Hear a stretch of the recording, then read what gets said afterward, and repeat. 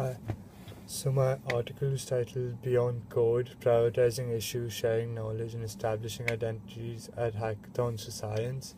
And it basically argues that at Hackathons for Science, it allows the circulation of knowledge and members of the scientific community to share the technical know-how, and also as a networking opportunity for social connections. So it says that because so many scientists come together, it allows them to share their resources and through the face-to-face interaction see what other scientists are doing and working towards in the community. It also allows them to share their technical know-how, because a lot of what these scientists are doing, they haven't been taught it. They either learn it from the internet or learn it from each other. So when they interact face-to-face or work on similar projects, they tend to share their knowledge and share what they've been working on, which allows the development of science. And thirdly, it builds a sense of common identity, because it allows them to network and collaborate in similar projects, so they all feel like they're working towards similar goals. And again, it's a networking opportunity because it brings dispersed scientists who otherwise don't tend to communicate. The only way they share their work is through publications. So when they're working in similar projects, it allows networking and sharing of information. The blog that I looked at that talks about crowdsourcing. So first it goes over the three types of crowdsourcing. The first of which is crowdfunding, an example of which is Kickstarter, where a lot of people come together to raise money for a project. The second is crowdsourced design, which aims to create a design for a product, for a website or something, where basically you can post it online and people work on it. And the third is crowd wisdom. An example of this is Yahoo Answers, Wiki Answers, where people post questions to a forum and others try and answer it. The blog then goes over the pros and cons of this.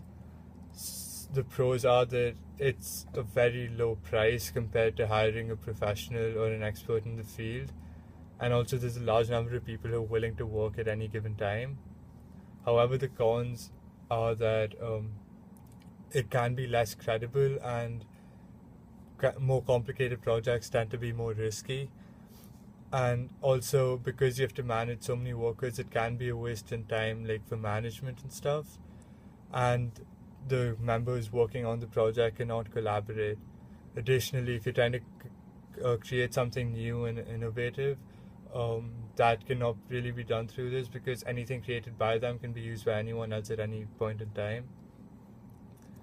So some of the uses of crowdsourcing, it says it's best suited for simple tasks, and for example, getting usability feedback or tagging pictures, creating an inventory. One way to get better results can be to kind of make it a competition. You can kind of think of hackathons as a kind of competition of crowdsourcing, where there is an issue and people work towards creating a solution. However, hackathons, they create their own a complete solution, whereas crowdsourcing, they tend to work towards just a part of it. And some tips for crowdsourcing. It says be specific. So when you're trying to crowdsource some of your work, give as much detail as possible so people know exactly what they're getting into and exactly what kind of skills they need. Don't be too cheap. Basically, be willing to pay the people enough and incentivize them to work. Have a way of verifying the results. Basically, because you're outsourcing it to so many people, the results can vary greatly. So make sure you know exactly what you're looking for, and you know that the results are reliable.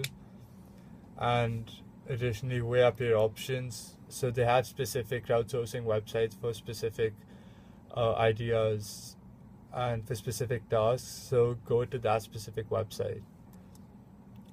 Now, some of the examples of the technologies that can be used, there are many websites. One example is Amazon's Mechanical Turk, which is it's one of the most popular ones, and that's mostly used for tagging photos, categorizing inventory. Another one's Innocentive, where that it's like they charge more compared to Mechanical Turk, but they go over more complicated tasks. And similarly, there are a lot more other websites. There's Innovation Exchange, there's user testing, there's Utest. So a lot of websites already exist, and a lot of them are meant for some specific tasks. So if you're thinking about crowdsourcing, you should look for the specific one and go into that.